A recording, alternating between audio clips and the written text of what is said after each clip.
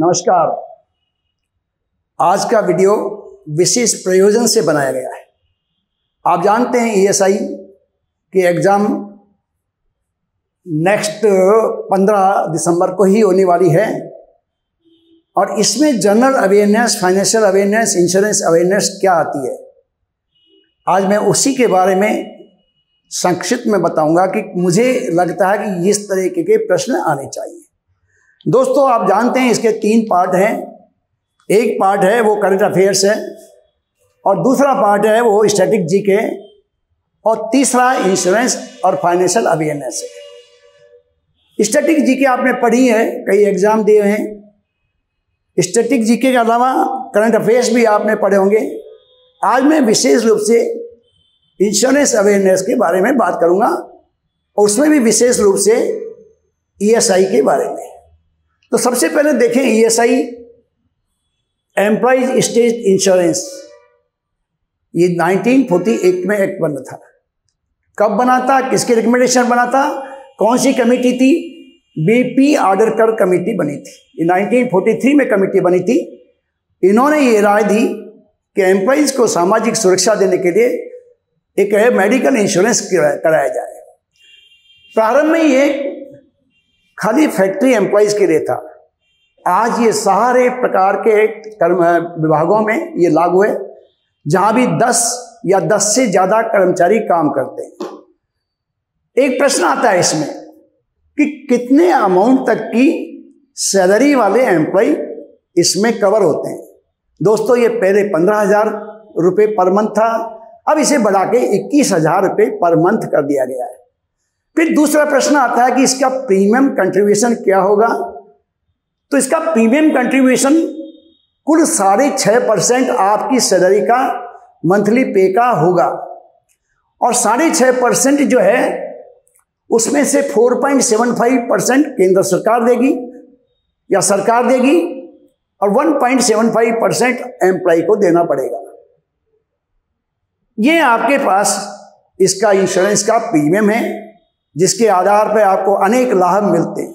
इसके benefit employ को भी हैं और इसके बेनिफिट एम्प्लॉयर को भी है। एम्प्लॉय को बेनिफिट्स क्या है? जैसे वो बीमार पड़ जाए उसका इलाज होगा और बीमारी के पीरियड में उसको वेतन भी दिया जाएगा। मैटरनिटी में आप जानते हैं महिलाओं को 12 महीने का 100% वेतन दिया जाएगा। अनएम्प्लॉयमेंट में एक व्यक्ति को उसका कवर दिया जाता है। डेथ के केस में 10,000 रुपये अंत्येष्टि के लिए दिए जाते हैं। अगर डिसेबल्समेंट है, अगर मान लो किसी की अपंगता हो गई है, अगर वो कृत्रिम अंग जब तक लगाता है जब तक 100% उसको उसका वेतन मिलेगा। तो ये बहुत सारे लाभ हैं इसमें जो आपके प्रश्न के रूप में आ सकते हैं। अब दोस्तों, इंश्योरेंस सेक्टर में और बहुत सारे प्रश्न आ सकते हैं। तो आज मैं ये और बताना चाहूंगा कि भारत में इंश्योरेंस सेक्टर पहले जब आजादी मिली थी उससे पहले 100% प्राइवेट सेक्टर में इंश्योरेंस सेक्टर था। उसके बाद पहला इंश्योरेंस में नेशनलाइजेशन हुआ लाइफ इंश्योरेंस का। लाइफ इंश्योरेंस 1956 में एक्ट बना और 1 सितंबर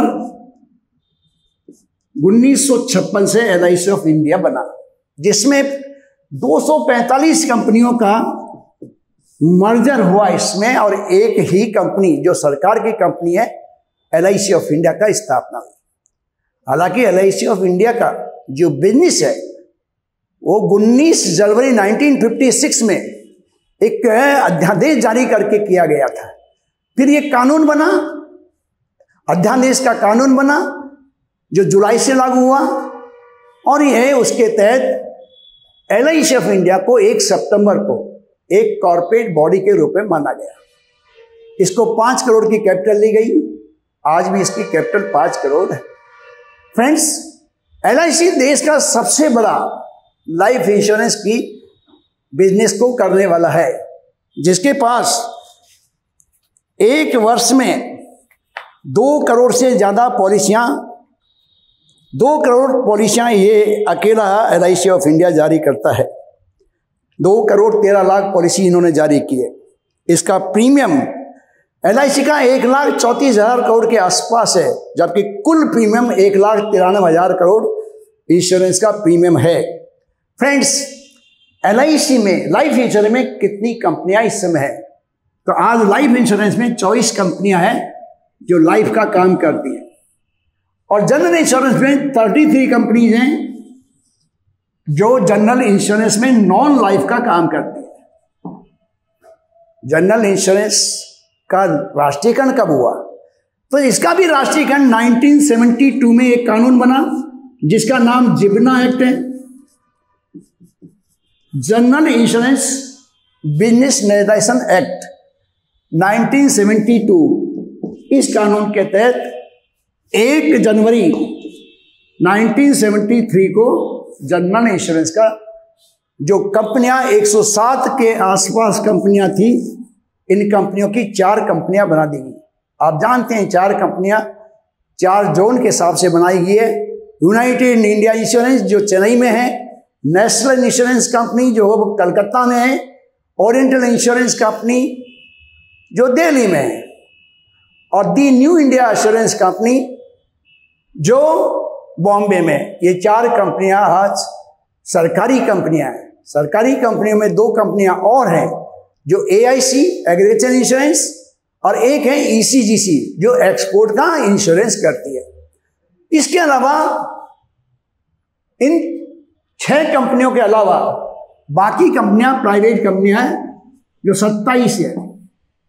इस तरीके से जनरल इंश्योरेंस का बिजनेस हमारे देश में 17.54% की दर से बढ़ रहा है, जबकि लाइफ इंश्योरेंस बिजनेस केवल 10% की दर से बढ़ा है। फ्रेंड्स, और इंश्योरेंस में क्या क्या आपके प्रश्न आ सकते हैं? आज इंश्योरेंस सेक्टर एक रेगुलेशन है हमारे यहाँ, एक रेगुलेटरी IRDA जिसकी स्थापना 19 अप्रैल 2000 में हुई थी। ये एक्ट बना था IRDA 1919 में एक्ट बना। ये एक्ट किसकी रिकमेंडेशन बना? तो ये प्रश्न आता है। तो इसी इंश्योरेंस सेक्टर के रिफॉर्म्स के लिए RN मल्होत्रा कमेटी बैठी थी। RN मल्होत्रा कमेटी, इसकी रिकमेंडेशन 1994 में आई थी। 93 में ये कमेटी बनी थी, और इसने जब ये रिकमेंडेशन दी उसके बाद IRDA की स्थापना 1999 में एक कानून बना। 19 अप्रैल 2000 को इन्होंने दिल्ली से काम शुरू किया, दिल्ली, और उसके बाद 2001 में ये हैदराबाद चले गया। आप जानते हैं आजकल इसका हेडक्वार्टर हैदराबाद में है, और इसका एक प्रश्न और आ सकता है क्योंकि इनके चेयरमैन चेंज हुए हैं। अभी इनके चेयरमैन है श्रीमान सुभाष चंद्र खूटिया। श्रीमान सुभाष चंद्र खूटिया ये इसके चेयरमैन है। इंश्योरेंस सेक्टर में और क्या प्रश्न आ सकते हैं? तो आप जानते हैं इंश्योरेंस की बहुत सारी टर्म्स हैं, जैसे इंश्योरेंस टर्म्स में क्या क्या टर्म्स आ सकती हैं। तो देखिए, इंश्योरेंस में सबसे पहले 5 प्रिंसिपल होते हैं। एक प्रिंसिपल है इंश्योरेबल इंटरेस्ट,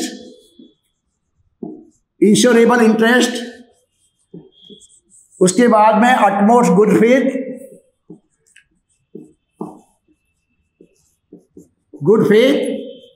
उसके बाद में है प्रॉक्सिमिटी क्लॉज,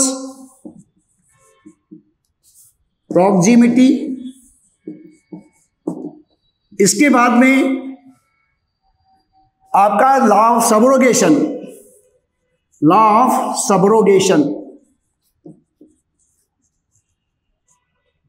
और इसके बाद में कंट्रीब्यूशन। ये इसके प्रिंसिपल हैं। इंश्योरेबल इंटरेस्ट का मतलब है आप उसी का इंश्योरेंस करा सकते हैं जिसमें आपका स्वामित्व हो या कोई हित हो। जैसे कर्मचारी का इंश्योरेंस एम्प्लॉयर करा सकता है।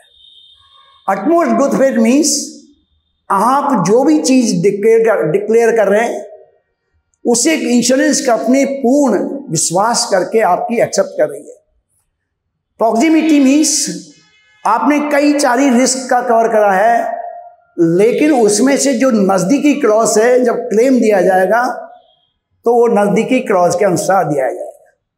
सबरोगेशन का मतलब है अगर आप क्लेम ले लेते हैं और कोई मोटरसाइकिल चोरी हुई है तो और वो बाद में मोटरसाइकिल मिल गई, अब उसका अधिकार कंपनी का है, वो आपका अधिकार, ये ट्रांसफर ऑफ राइट्स है।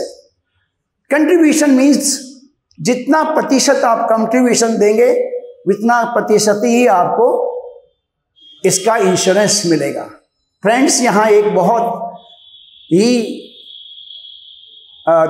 देखने की चीज है कि अगर आपने 1 करोड़ के इंश्योरेंस स्टॉक है आपके पास में और आपने 50 लाख का ही इंश्योरेंस कराया है तो आपको 50 लाख का इंश्योरेंस पे, अगर 1 करोड़ का आपका माल जल जाता है तो आपको 50 नहीं मिलेंगे, आपको 25 लाख ही मिलेंगे। यहाँ एवरेज क्लॉज लग सकता है। इसके बाद इंश्योरेंस टर्म्स में बहुत सारी टर्म्स और हैं, जैसे ULIP is one of the terms. ULIP unit linked insurance plan, ये आपकी टर्म है। क्लेम, क्लेम मीन्स दावा। अब क्लेम कई प्रकार के हो सकते हैं, एक मैच्योरिटी क्लेम है, एक प्रीमेच्योर डेथ हो जाए तो क्लेम है, एक सरेंडर वैल्यू का क्लेम है। सरेंडर वैल्यू क्या होती है? ये इंश्योरेंस की टर्म है। सरेंडर वैल्यू वो है जो एक पॉलिसी होल्डर को अगर पॉलिसी बीच में बंद कर दी गई है तो उसे क्या अमाउंट दिया जाएगा, इसे सरेंडर वैल्यू कहते हैं। फ्रेंड्स, IRD में एक टॉपिक और है जो है आपका लोकपाल, इंश्योरेंस लोकपाल। मेरा मानना है इसमें से भी एक प्रश्न आना चाहिए, क्योंकि इसमें अभी ज्यूरिडिक्शन जो मॉनिटरी लिमिट है वो बढ़ाई गई है। अब 30 लाख तक का क्लेम ये हैंडल कर सकते हैं, पहले ये 20 लाख था। इसके अलावा इंश्योरेंस सेक्टर में एक स्कीम आई है जो फसल बीमा योजना है, और फसल बीमा योजना में से एक सवाल आना चाहिए। फसल बीमा योजना प्रधानमंत्री फसल बीमा योजना के नाम से जारी की गई है। इसमें किसान को खरीफ की फसल का जो इंश्योरेंस अमाउंट होगा उसका 2% प्रीमियम देना है, बाकी शेष सरकार देगी। रबी की फसल है, इस पे 1.5% बीमा देना पड़ेगा, प्रीमियम देना पड़ेगा, बाकी सरकार देगी।